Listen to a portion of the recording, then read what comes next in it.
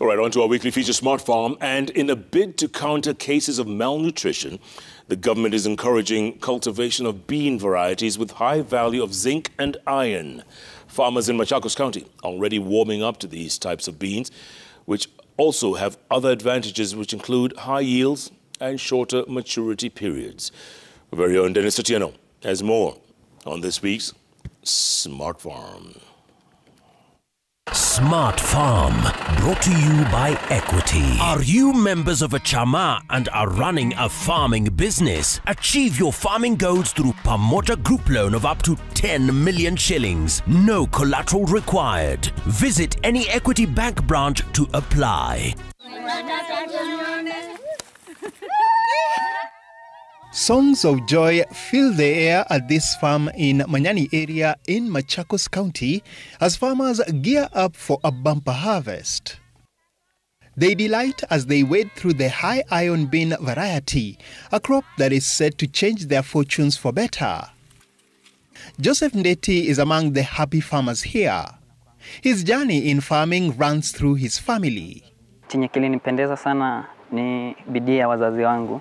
Nikiwa primary school walikuwa wanatufunza, and then when nikienda high school I was inspired to be a great farmer, so nikaanza kufuata, wananipea mali tunafanya tu agriculture kidogo kidogo. He began cultivating the high iron bean variety dubbed Nyota in 2020, right after completing his high school studies. The crop is fortified with iron and zinc. It was introduced by Calro and does well in harsh climatic conditions as it is resistant to drought, pest and diseases. Compared to conventional beans, it takes a shorter time to mature, making it advantageous in the wake of climate change. Inafanya vizuri. Kitu ya kwanza inachukua muda mfupi sana, kama miezi miwili inakuwa iko tayari. Ukikombea na marago zile zingine zinachukua kama miezi mitatu. Joseph is also pleased with the increased yields he has witnessed so far. Kitambo tulikuwa tunapanda kama 30 to 40 kg per hectare, unakuta hiyo ni hasara.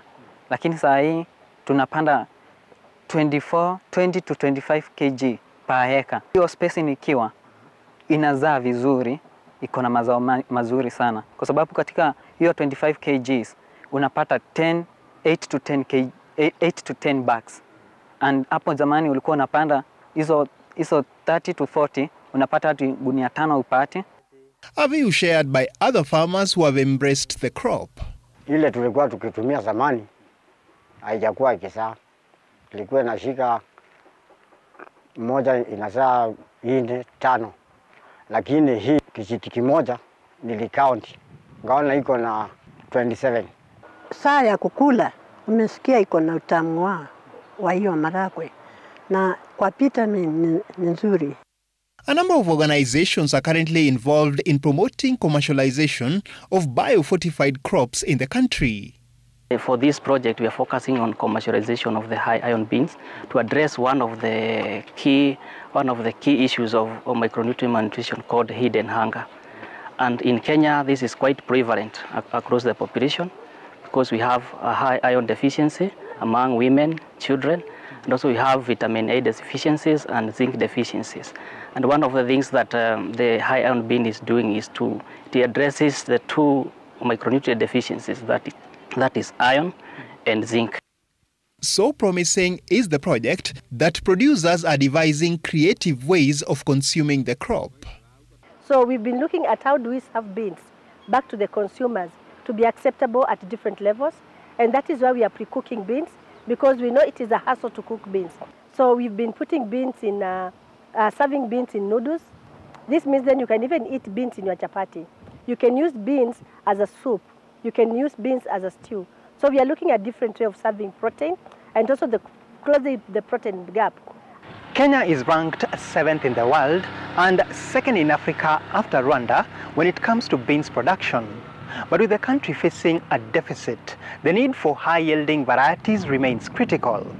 We are already promoting farmers to process, farmers to aggregate, and also the private sector to come in and process the product.